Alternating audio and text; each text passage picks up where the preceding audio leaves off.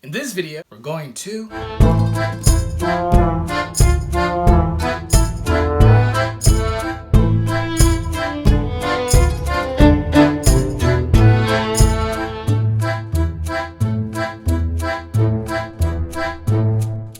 Привет! Hello everyone, welcome to Jose Somewhere. For those of you that don't know me, my name is Jose. I have been traveling for a few years now, and I started this channel in order to share my experiences and the places that I went to with my friends, family, and also with my students. Hello if you're one of them. Unfortunately, this year, because of COVID-19, I will not be able to travel, but that doesn't mean that I can't revisit some of the videos that I took in different places from previous travels. So, if you have any ideas, please let me know in the comments. Russia is the first country that we're going to visit.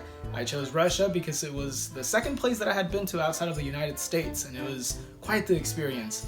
I got to go there when I was in college, and it was a completely different thing culturally, and just everything was different. The architecture, the people, the language, the food, I could keep going on and on. Now, when I went there the first time, I knew absolutely nothing other than the things that my high school teacher taught me about the Cold War and, history. Anyway, we'll go ahead and get started with Moscow. And right here, on the 17th floor of this building, is where my adventure in Russia would begin. I would be sharing this apartment with 5 other counselors and getting ready for our summer camp adventures. Little did I know that I'd be falling in love with this place. And no, nobody was forcing me to smile in this photo. Before going out to explore, I would get to start my day at the Anglo-American School of Moscow. This is where I work with some amazing students from all over the world. I got to go on field trips with the kids, including the Memorial Museum of Cosmonauts, where I got to meet Belka and Strelka, the first animals to make it to space and back alive. At least they got to come back. Now, all the field trips were amazing, but exploring outside was the best part. And even better, exploring by using the metro.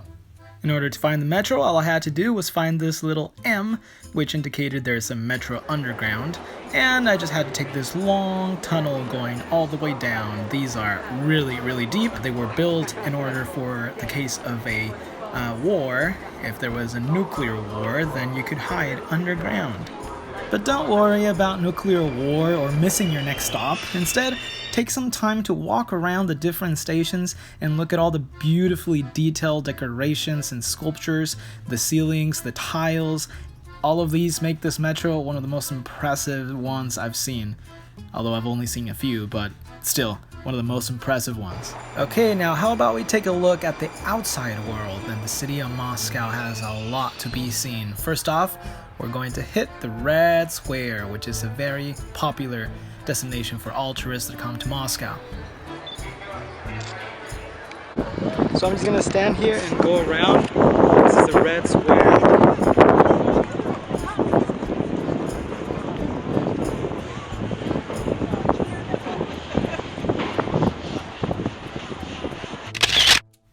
Here we've got St. Basil's Cathedral.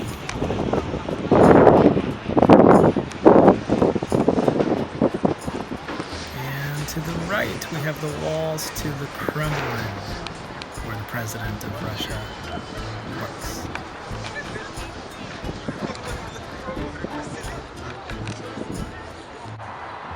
Now, I may not be an expert in Russian architecture or history, but that's not necessary to appreciate the beautiful buildings that you see around the Red Square.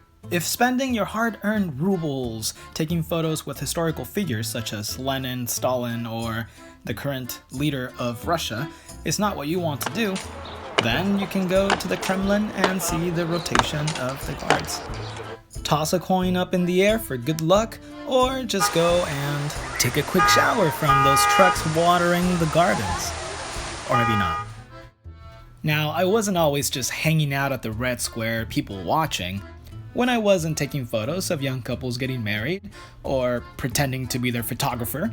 Oh, stop it, you know you like the attention.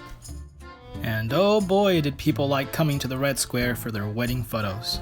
But I promise, I wasn't just crashing weddings everywhere. There were plenty of other things to do in the city of Moscow. I would go to the Gorky Park for a little walk, and also got a chance to enjoy some beautiful festivals in the middle of the city. I'll show you some of the performances at the festival before wrapping this video up.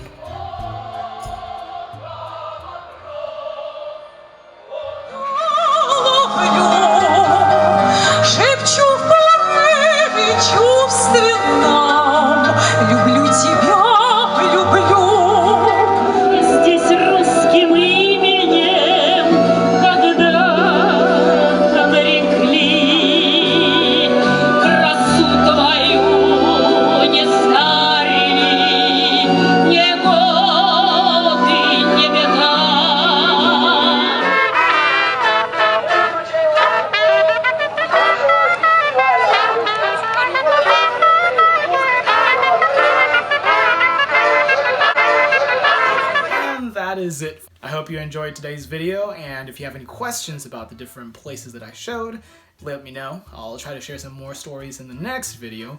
In the next video, we get to go to Suzdal, a little town north of Moscow, and then from there we are going to St. Petersburg. Some people call it the Venice of the North. If you enjoyed this video, go ahead and subscribe so you can get the videos that I upload later. I'm trying to practice different editing methods and just spend hours and hours separating videos from past travels and sharing them with you. So if you enjoy them, let me know. And if you have any questions or suggestions, please let me know. If you want to learn a little bit of Russian, maybe I should, get those books out and start practicing a little more. Until next time, до свидания, or пока. Has it been like that the whole time? Hold on. Ah, that's what happens when you have to cut your own hair at home. Career change during the quarantine.